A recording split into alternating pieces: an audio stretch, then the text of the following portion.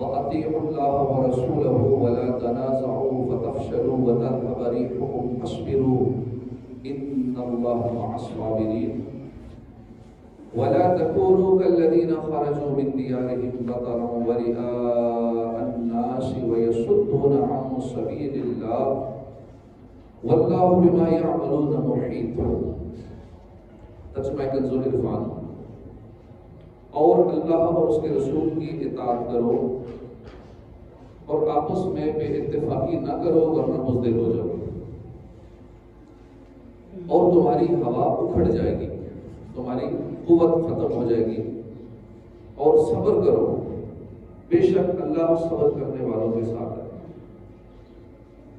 اور ان لوگوں جیسا نہ ہونا جو اپنے گھروں سے اتراتے ہوئے اور لوگوں کو دکھاوا کرتے ہوئے نکلے اور اللہ کے راستے سے روک رہے تھے، اور اللہ ان کے تمام اعمال کو گھیرے ہوئے ہے۔ غزوہ بدر اسلامی تاریخ کا پہلا غزوہ ہے اور 17 رمضان مبارک سن 2 ہجری کو یہ عظیم الشان مارکہ پیش آیا۔ اس میں کافروں کی تعداد کم و بیش 1000 تھی، مسلمانوں کی تعداد 313 تھی، یعنی افرادی قوت میں ایک واضح فرق تھا۔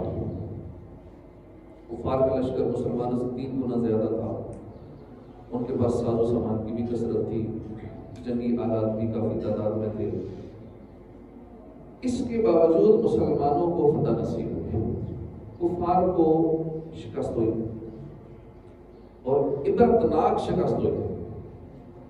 قرآن کریم میں کئی مقامات پر غزوہ بدر کا ذکر ہے اور اس مبارک مارکے کے مختلف پہلوؤں پر روشنی ڈالی گئی ہے۔ ہم نے 12 سورہ انفال کی 2 آیات سنی ہے، آیت نمبر 46 اور 47۔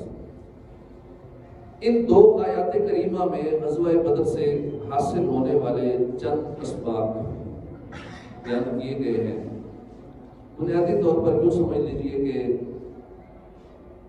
ظاہری اسباب اور افرادی قوت میں اتنا واضح فرق ہونے کے باوجود کافروں کو شکست کیوں ہوئی، مسلمانوں کی فتح کے اسباب کیا تھے۔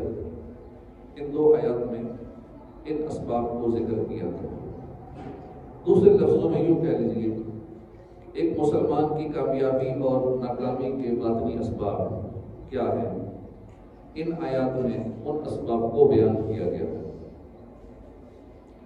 انداز بہت نصیحت بھرا ہے اور خطاب ہم مسلمانوں کو کیا گیا ہے۔ کل 6 باتیں ہیں جو ان 2 آیات کے اندر بیان ہوئی ہیں۔ ان میں 3 وہ کام ہیں جو ہمیں کرنے کا حکم دیا گیا ہے، 3 وہ کام ہیں جن سے منع کیا گیا ہے۔ اگر ہم یہ 3 کام کریں اور 3 کاموں سے رک جائیں تو جس طرح میدان بدر میں 313 کو 1000 کے لشکر پر فتح نصیب ہوئی، اسی طرح انشاءاللہ ہم ہر میدان میں کامیاب ہو سکتے ہیں۔ ان 6 اصولوں پر کار فرما ہو جائیں، عمل پیرا ہو جائیں، 3 وہ کام جو کرنے والے ہیں، 3 وہ کام جن سے بچنا ہے، اگر یہ 6 کام کر لیں ان آیات کے مطابق جو ان 2 آیات میں ہمیں سبق دیا گیا ہے، تو ہم زندگی کے ہر امتحان میں کامیاب ہو سکتے ہیں۔ کامیابیوں کا وہ فارمولہ جو ان آیات میں دیا گیا وہ کیا ہے، توجہ سے سنیے۔ اللہ پاک نے فرمایا، اور اللہ اور اس کے رسول کی اطاعت کرو۔ یہ کامیابی کا پہلا زینہ ہے۔ ایک مسلمان کے لیے کسی بھی سطح پر ترقی، کامیابی، عروج کے لیے سب سے ضروری چیز یہی ہے کہ بندہ مسلم ہر وقت، ہر حال میں، ہر میدان میں اللہ اور اس کے پیارے حبیب کا فرما بردار ہے۔ جب ہم نے تہہ دل سے یہ پڑھ لیا لا الہ الا اللہ محمد رسول اللہ صلی اللہ علیہ وسلم، دائرہ اسلام میں داخل ہو گئے، ہم نے مان لیا اللہ ایک ہے، اس کا کوئی شریک نہیں، ہم نے جب مان لیا وہی ہمارا مالک ہے، خالق ہے، رازق ہے، حضرت محمد صلی اللہ علیہ وسلم اس کے رسول ہیں، اس کے محبوب ہیں، اب ہم پر لازم ہے کہ ہم اللہ اور اس کے رسول کی کامل طور پر فرما برداری کریں، دیگر قوموں کا انداز چاہے کچھ بھی ہو۔ البتہ ایک بندہ مومن کے لیے کسی بھی سطح پر کامیابی کے لیے اللہ اور رسول کی اطاعت شرط ہے، جس کو یقین نہ ہو وہ تاریخ اٹھا کر دے کہ جب جب اللہ رسول کے احکام پر مسلمانوں نے سر تسلیم خم کیا، کامیابی مسلمانوں کا مقدر بنی، اور جب جب مسلمانوں نے اللہ رسول کی نافرمانی کی انہیں ذلت اور رسوائی کا سامنا کرنا پڑا۔ غزوہ بدر ہی کو دیکھ لیجیے، 313 ہے، تھوڑی سی تعداد۔ اس 313 کا 1000 پر غالب آ جانا، کامیابی مل جانا، اس کے اسباب میں سے ایک بنیادی سبب تھا اللہ رسول کی اطاعت، جس وجہ سے یہ کامیابی نصیب ہو۔ اللہ کے آخری نبی صلی اللہ علیہ وسلم صحابہ کو لے کر مدینے سے روانہ ہوئے۔ اب اس وقت جنگ کا کوئی ارادہ نہیں تھا، نہ تیاری تھی، مقصد کچھ اور تھا۔ راستے میں پتہ چلا کہ کفار جو ہیں وہ تو تیاری کر کے میدان بدر میں پہنچے ہوئے، جمع ہو رہے ہیں وہاں پہ لڑنے کے لیے۔ اس پر پیارے آقا صلی اللہ علیہ وسلم نے اپنے صحابہ سے مشورہ کیا کہ اب کیا کرنا چاہیے۔ صحابہ نے اپنے اپنے مشورے عرض کیے، سیدنا ابوبکر صدیق نے، سیدنا فاروق اعظم نے، دیگر مہاجر صحابہ نے عرض کیا، یا رسول اللہ آپ کے لیے مکہ چھوڑا تھا، یا رسول اللہ آپ کے لیے اپنا گھر بار چھوڑا تھا، مکہ چھوڑ کے مدینے آ گئے تھے، آپ نے حکم فرمایا اب جانے بھی آپ کے لیے قربان کریں گے، گھر بار بھی چھوڑا تھا، جان بھی دیں گے۔ اب پیارے آقا صلی اللہ علیہ وسلم نے انصار کا رخ کیا جو مدینے میں پہلے سے رہتے تھے، ان سے پوچھا، وہ حضرت سعد بن عبادہ کھڑے ہوئے، عرض کی یا رسول اللہ آپ شاید رائے لینا چاہتے ہیں ہم سے۔ اے اللہ کے آخری نبی، میدان بدر تو یہ رہا، آپ کا حکم ہوگا تو ہم تو سمندر میں بھی گھوڑے ڈال دیں گے، آپ ہمیں فرمائے ہم سمندر میں اترنے کے لیے بھی تیار ہیں۔ دوسرے صحابی کھڑے ہوئے، عرض کی یا رسول اللہ ہم بنی اسرائیل جیسے نہیں ہیں جنہوں نے موسیٰ علیہ السلام نے کہا تھا آپ اور آپ کا خدا لڑے، ہم تو نہیں جائیں گے، ہم اس طرح کے نہیں ہیں۔ یا رسول اللہ ہم آپ میں اپنی جانیں قربان کرنے والے ہیں۔ یہ جذبہ اطاعت جو صحابہ کے اندر تھا، اصل میں یہی وہ جذبہ تھا جس نے کامیابی دلائی۔ 313 کو یہی جذبہ میدان بدر میں لے گیا، 1000 کے لشکر سے ٹکر لے لی، جن کے پاس ساز و سامان بھی تھا، اسلحہ بھی زیادہ تھا، گھوڑے، زرے، تلواریں، سارا کچھ ان کے مقابلے میں بہت زیادہ تھا، لیکن اللہ پاک نے ان کو 313 کو فتح سے مشرف کر دیا۔ ایک شاید ہمیں خوبصورت بات دیکھی کہ میدان بدر میں صحابہ کرام کے پاس تلواریں بھی پوری نہیں تھی، جنگی سامان بھی کم تھا، افرادی قوت بھی کم تھی، اس کے باوجود میدان بدر میں کیوں چلے گئے، کس بھروسے پر گئے؟ شاعر کہتا ہے تھے ان کے پاس 2 گھوڑے، 6 زرہیں، 8 شمشیریں، پلٹنے آئے تھے یہ لوگ دنیا کی تقدیریں، نہ تیغ و تیر پر تکیا، نہ خنجر پر، نہ بھالے پر، بھروسہ تھا تو ایک سادی سی کالی چادر والے کا۔ یہ ہے کامیابی کی اصل بنیاد، اس کے بغیر ایک مسلمان کی کامیابی ممکن ہی نہیں ہے۔ اللہ پاک ہمیں کامل اطاعت اور فرما برداری کی توفیق عطا فرمائے۔ دوسرے نمبر پر جو چیز ان آیات کے اندر بیان کی گئی ہے، جو سبق ہمیں دیا گیا ہے، جو فارمولہ دیا گیا ہے، وہ ہے آپس میں اتفاق و اطاعت، یونٹی۔ فرمایا کہ آپس میں بے اتفاقی نہ کرو، یہ کامیابی کی دوسری شرط ہے۔ کہ ہم آپس میں لڑائی جھگڑا نہ کریں، اتفاق رہیں، اتحاد سے رہیں۔ اگر ہم آپس میں لڑائی جھگڑا کریں گے تو کیا ہوگا؟ فرمایا کہ تم بزدل ہو جاؤ گے، ایک ہوتا ہے 2 11 ہوتے۔ اگر ہم لڑائی جھگڑا کریں گے ہماری طاقت کم ہو جائے گی، ہم اکیلے رہ جائیں گے، اور یہ کمزوری ہماری بزدلی کا سبب بن جائے گی۔ اور نقصان دوسرا کیا ہوگا؟ فرمایا کہ تمہاری ہوا بڑھ جائے گی، تمہاری قوت ختم ہو جائے گی، تمہاری طاقت بھی گھٹ جائے گی، تمہارے اندر وہ طاقت نہیں رہے گی جس سے تم کامیاب ہو سکو۔ آج ہمارے معاشرے میں اگر جائزہ لیں تو یہی حالات ہے۔ ہماری ناکامیوں اور عالمی سطح پہ بھی جو مسلمان تنزلی کا شکار ہے، اس کی ایک بڑی وجہ یہی ہے کہ مسلمانوں کا آپس میں سلوک نہیں ہے۔ آپس میں تمام مسلمان ممالک ایک نہیں ہے۔ اتفاق و اتحاد ہو تو یہی مسلم ممالک وقت ڈال کے رکھ دے کافر ہو۔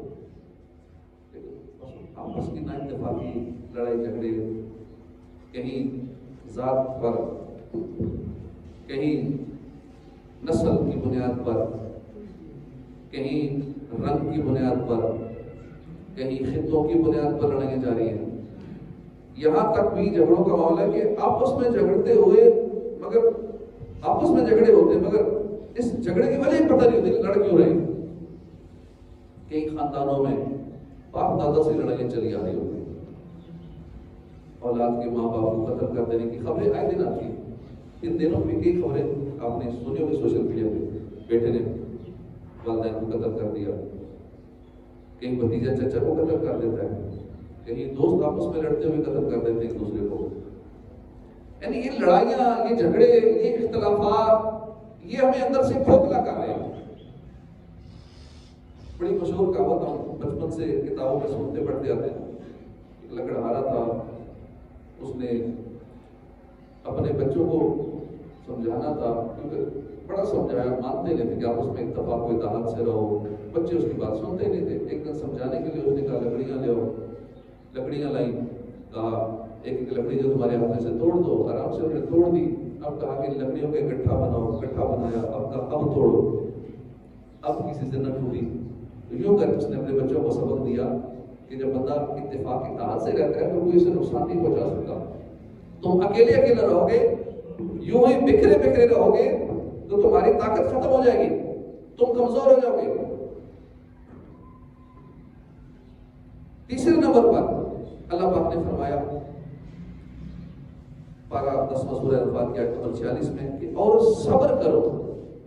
پہلی چیز تھی اللہ رسول کی اطاعت، دوسری چیز تھی لڑائی جھگڑوں سے بچنا، اور تیسرا سبق جو دیا گیا وہ ہے صبر کرو۔ صبر کامیابی کے لیے انتہائی لازمی چیز ہے۔ جب تک ہم اپنے پیروں پر کھڑے نہیں رہ سکتے اس وقت ہم کامیاب نہیں ہو سکتے۔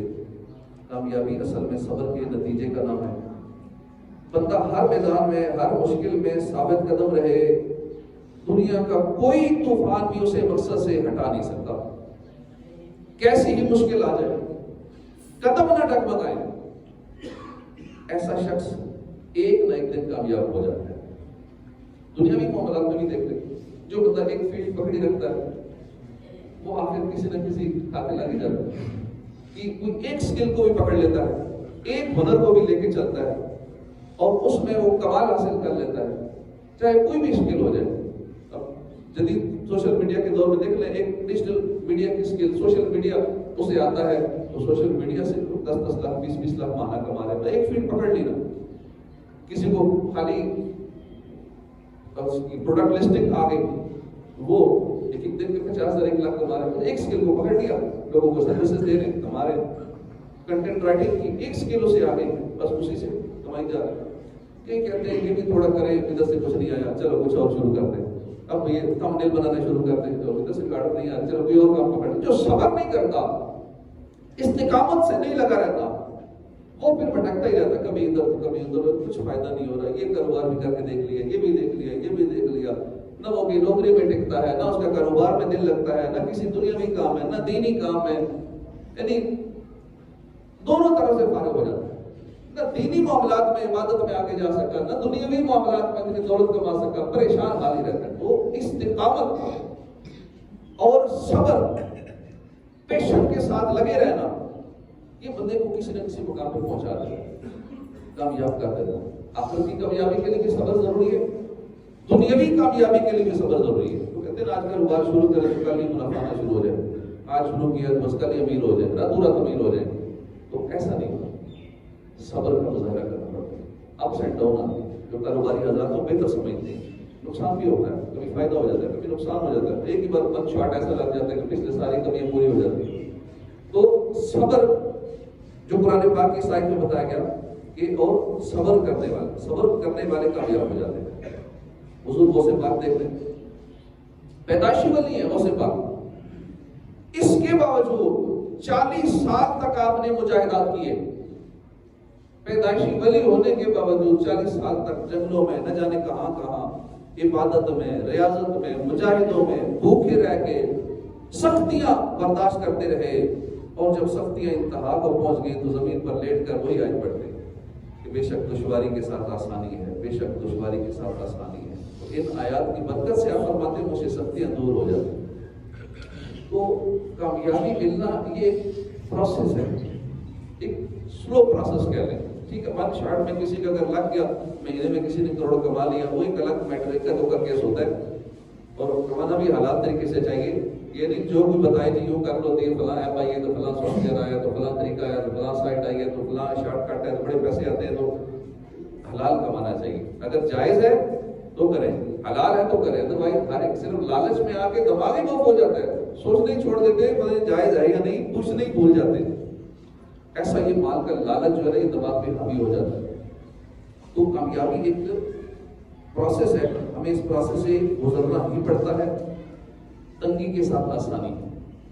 اگر ہم تنگی برداشت ہی نہ کریں، ہم صبر ہی نہ کریں، تو ہم آسانی تک نہیں پہنچ سکتے۔ اس کے برعکس ہم جتنی تنگیاں برداشت کرتے جائیں گے اتنی ہی ہمارے لیے آسانیاں پیدا ہوتی جائیں گی۔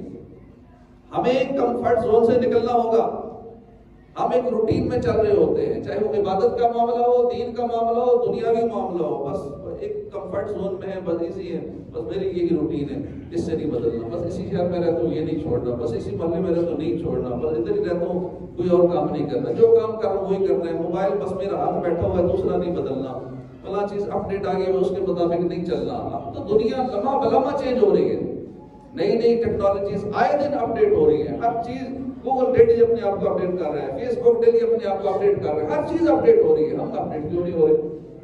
نہ عبادت میں، نہ دنیاوی معاملات میں، اس لیے تو اوور آل پورا ملک ہی پیچھے، ہر ایک پریشان ہے، لوگ کہتے ہیں باہر جانا ہے جی، باہر جانا ہے، ملک چھوڑ کے باہر جانا ہے۔ اتنے باہر جانے والے ہو گئے کہ اب پاسپورٹ کے لیے اپلائی کرتے ہیں، وہ کہتے ہیں مہینے بعد ملے گا، 2 مہینے بعد ملے گا۔ اتنے زیادہ لوگ کرنے کو تو یہاں بھی بہت کچھ ہے، یہاں بھی اللہ رزق دیتا ہے، دے رہا ہے، کچھ کریں تو صحیح، پتہ نہیں کریں کیا،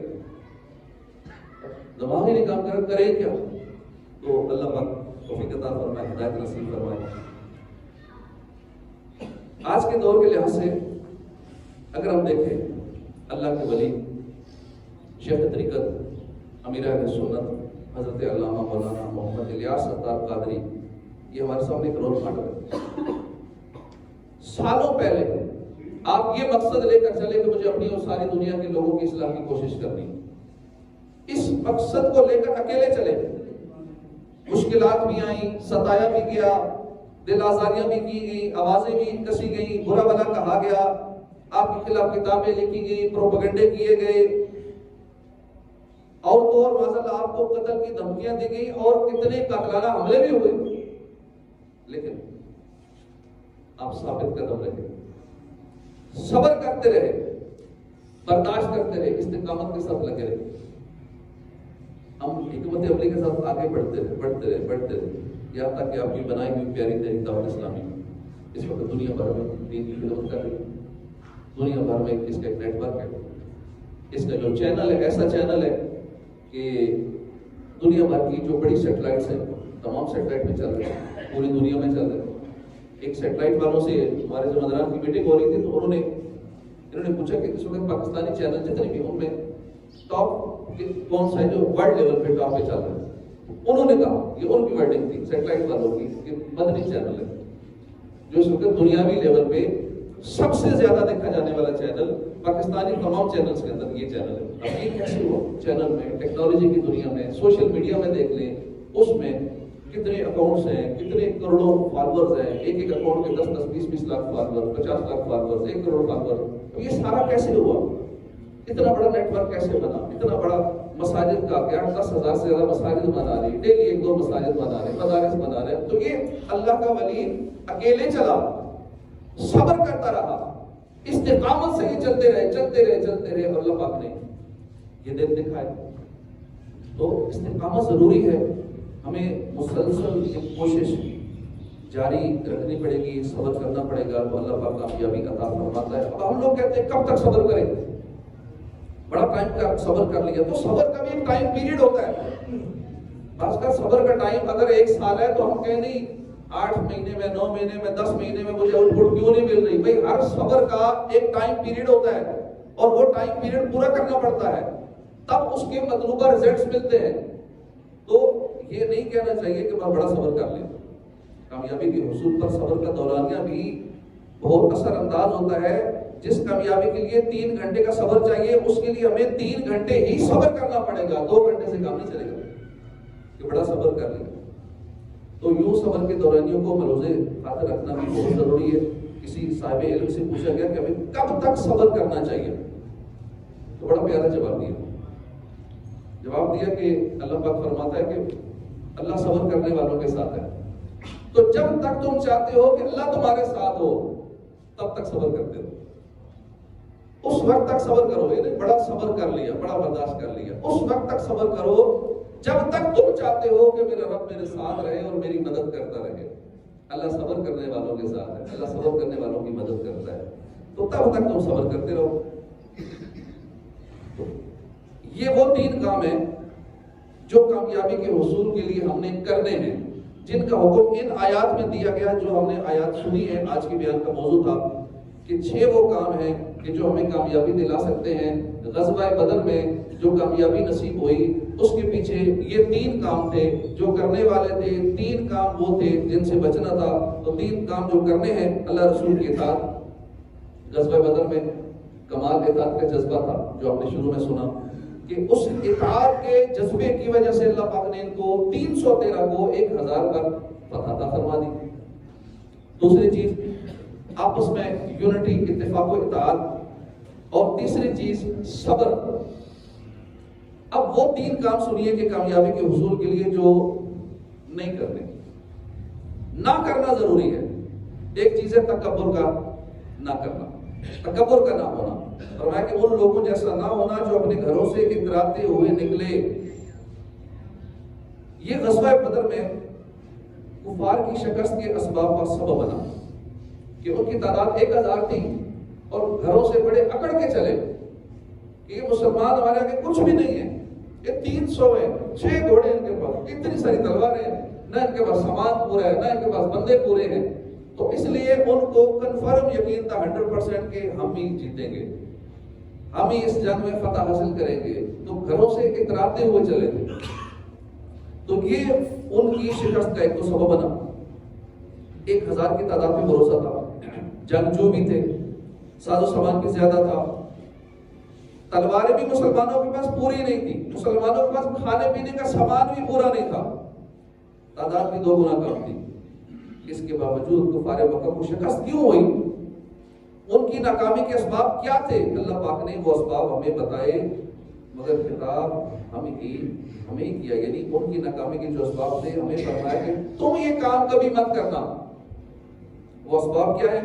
فرمایا کہ وہ اپنے گھروں سے اتراتے ہوئے چلے، تکبر سے چلے. تو یہ ناکامی کا بنیادی سبب ہے اتراج آنا، میں کرنا، اپنے بازوؤں پر بھروسہ کرنا، اپنی طاقت پر بھروسہ کرنا، اپنے سورسز پر بھروسہ کرنا، اپنے لنکس پر بھروسہ کرنا، اپنی دولت پر بھروسہ کرنا، شہرت پر بھروسہ کرنا، اپنی عقل و ذہانت پہ بھروسہ کرنا کہ جو میری عقل ہے، جو میرا دماغ ہے، جو میں کسی کے خلاف پلاننگ کرتا ہوں تو کوئی کر نہیں سکتا ایسی. تو ان چیزوں پہ جو بھروسہ کرتا ہے اور یہ کہنا کہ میں کر لوں گا یہ کام، چاہے غلط ہو ٹھیک ہو، یہ نہیں دیکھنا تو میں کر لوں گا یہ کام، یہ چیزیں انسان کو تباہ و برباد کر دیتی.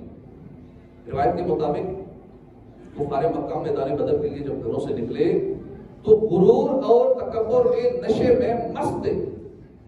ابو جہل نے کہا تھا کہ خدا کی قسم ہم شان و شوکت کے ساتھ میدان بدر میں جائیں گے، وہاں اونٹ ذبح کریں گے، وہاں کھائیں پیئیں گے، انجوائے کریں گے۔ اس طرح کی باتیں کرتا تھا ابو جہل، شرابیں پیئیں گے، ناچ رنگ کی محفلیں سجائیں گے، یہ ان کا غرور تھا۔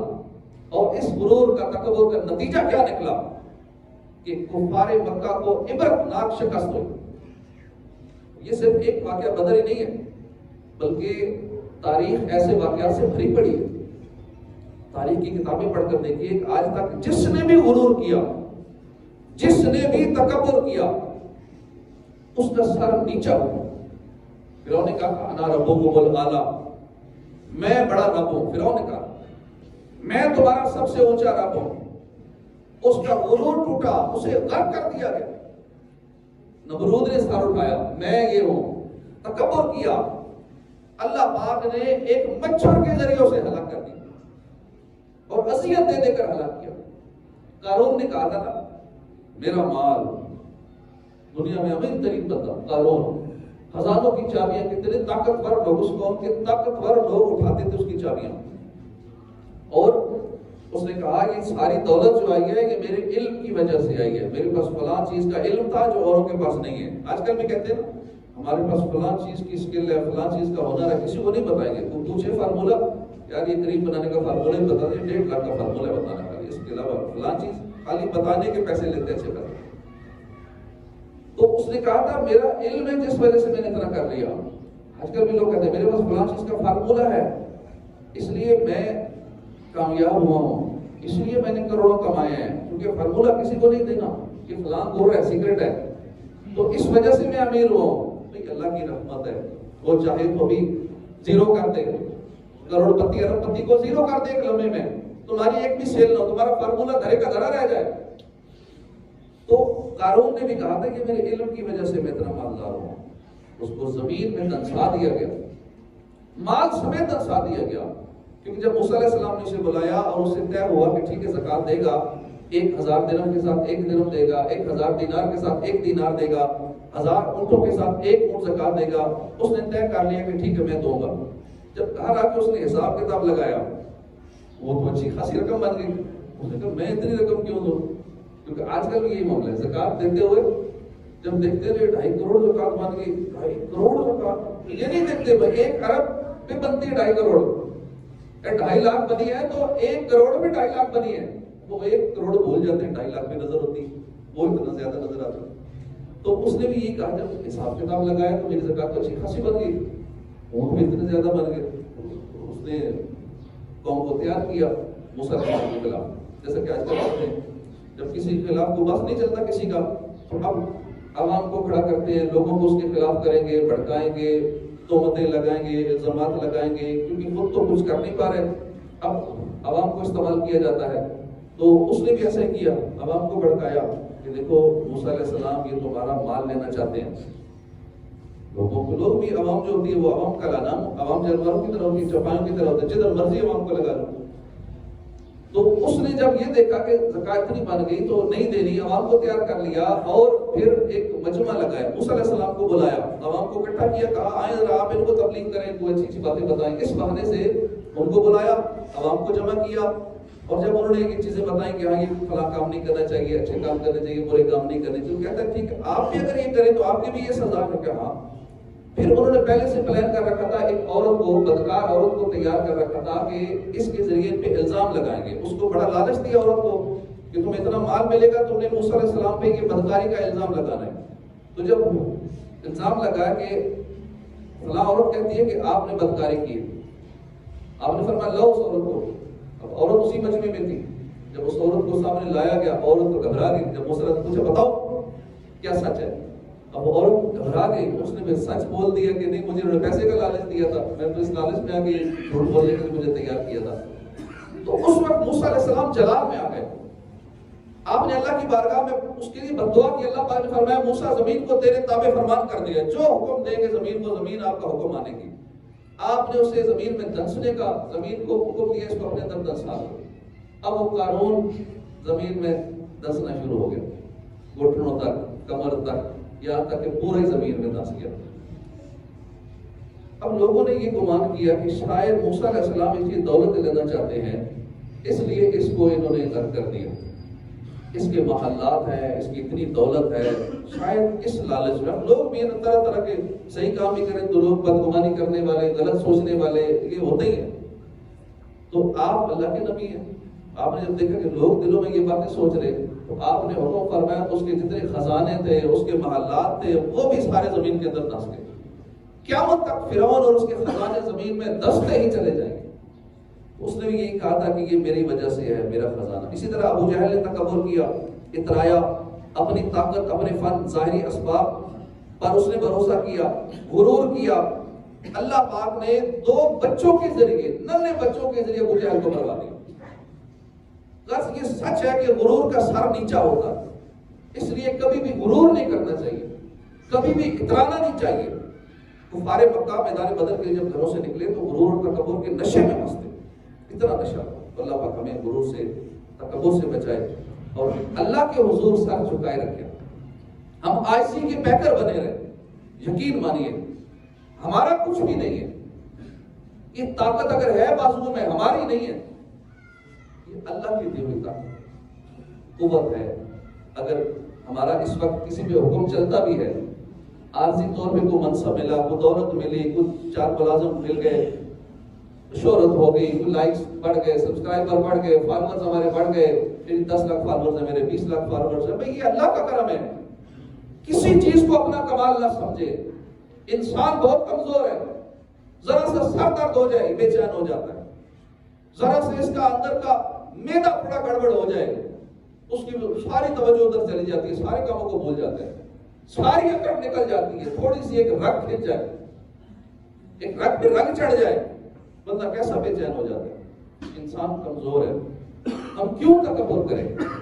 अगर दौलत की वजह से तकब्बुर कर रहे हैं तो एक लम्हे में जा सकती है, ताकत की वजह से कर रहे हैं कि मैं रेसलर हूं, मैं तो बॉडी बिल्डिंग करता हूं, मैं तो एक लगाऊंगा अगला 10 गलबाजियां खाएगा, तो ये ताकत आर्जी है। पहलवानों को पछाड़ा मौत ने, खेल कितनों का बिगाड़ा मौत ने। जरा सी बीमारी आती है, सारी ताकत धरी की धरी रह जाती है। जरा सा कुछ जल्जला आता है तो सारी बिल्डिंगें हमारी बनाई एकदम जमीन बोस हो जाती है। जी मेरी 50 बिल्डिंगें हैं, मेरे अरबों रुपए किराया आ रहा है, मेरे फला है, ये वो है। एक लम्हे में सारा बिल्कुल प्ले ग्राउंड बन सकता है। सुनामी आया, वो हमारे सामने मिसालें हैं, सैलाब आए, जल्जले आए, इतने अरबपति एकदम जीरो हो गए। तो फिर हम क्यों भरोसा करें दुनियावी चीजों पर? हमें सिर्फ अल्लाह पर तवक्कुल करना चाहिए, अल्लाह की जात पर भरोसा हो, गुरूर तकब्बुर नहीं करना चाहिए, इसका नुकसान ही नुकसान है। अल्लाह पाक हमें की तौफीक अता फरमाए। इसी तरह रियाकारी से भी बचना चाहिए, ये भी जैसे तकब्बुर से बचना है, रियाकारी से बचना है। तीसरी जो चीज़ है, राह खुदा से रोकना नहीं चाहिए। अल्लाह पाक फरमाया कि वो अल्लाह के रास्ते से रोक रहे थे। ये कुफारे मक्का की नाकामी का तीसरा सबब था कि दीन को मिटाने के लिए, लोगों को दीन की राह से हटाने के लिए वो निकले थे। जबकि ये जो 313 थे, ये दीन की सरबुलंदी के लिए निकले थे। तो जो बंदा अच्छा काम कर रहा है ना, अल्लाह की रजा कर रहा है, तो वो लगा रहे। बेशक उसे कामयाबी नहीं मिलती, लेकिन उसका मकसद अच्छा है कि मैं किसी को नमाज की दावत दे रहा हूँ, मैं चंदे के लिए कोशिश कर रहा हूँ, मैं अतियात के लिए, ज़कात फित्रे के लिए कोशिश कर रहा हूँ, दीन की तरवीज के लिए कोशिश कर रहा हूँ, कोई नहीं दे रहा, तो उसे डिसहार्ट नहीं होना चाहिए। लगा रहे दीन के काम में लगा रहे, नेकी की दावत देता रहे, कि उसका मकसद अच्छा है। हाँ, जिनका मकसद खराब है वो लगे हुए, शैतान ने उनको अपने काम में लगाया हुआ है, तो हम अच्छे काम करने वाले क्यों रोके अपने कामों से? इसलिए अपने दीगर दूसरे भाइयों को नमाज की दावत देते रहें। अतियात का सीजन है, ज़कात और अतियात लोग रमज़ान में अमूमन देते हैं, तो कोशिश करें जो नहीं ज़कात दे रहे उनको तरगीब दिलाएं कि ज़कात दो, ना देने के ये नुकसान आते हैं, ज़कात देने के ये फ़ायदे हैं। फितरा तो अमूमन देते हैं लोग, लेकिन फिर भी कुछ कर जाते होंगे। फिर कई लोग अच्छा खासा दे सकते हैं, हुजूर के हिसाब से दे सकते हैं, अजवा के हिसाब से दे सकते हैं, लेकिन वो भी कहते हैं 320 का ज़रूर हिसाब लगाएं, ज़रूर 320 से दें। 320 तो रखा गया गरीबों के लिए, जो बंदा नहीं दे सकता, जो थोड़ा अफोर्ड कर सकता है, इसकी इनकम अच्छी है, उसे चाहिए कि थोड़ा ज्यादा दे, वो किशमिश के हिसाब से दे दे और जौ के हिसाब से दे दे, और अल्लाह ने दिया है तो फिर अजवा के हिसाब से भी दे दे। तो जितना ज्यादा देगा उतना फायदा। अल्लाह की राह में देने से माल कम नहीं होता, माल बढ़ता है। तो बाहर बैठे हुए कारी से माल आप जाते हुए ज़कात फितरा दावत इस्लामी के मदनी कामों के लिए जमा करवाते जाए, अपना नाम, नंबर, एड्रेस लिखवाते जाए, ताकि आपको उसकी ای رسید آپ کے نمبر پہ ٹیکسٹ میسج بھی آ جائے اور آپ کو ای رسید واٹس ایپ پہ بھی آ جائے گی، تو ضرور عطیات جمع کروائیں۔ اسی طرح مسجد کے ماہانہ اخراجات کے لیے جنہوں نے نیتیں کی ہیں، کچھ نصیبوں نے ماشاءاللہ دیتے بھی ہیں عاشقان رسول، تو وہ ماہانہ جو پچھلے ماہ کا رہتا ہے وہ بھی دیں۔ اور رمضان کے لیے جو ہم نے 3000 روپے مقرر کیا ہے، قاری صاحبان کی خدمت وغیرہ، شب قدر کی محفل ہے، ختم قرآن کا سلسلہ ہے، اور دیگر جو جملہ اخراجات اس مہینے کے ہوتے ہیں، ساتھ ساتھ کوئی نہ کوئی تعمیرات کا کام بھی جاری رہتا ہے، تو اس کے لیے کم از کم 3000 روپیہ یا حسب توفیق وہ ضرور آپ آج جمع کروا دیں۔ اللہ پاک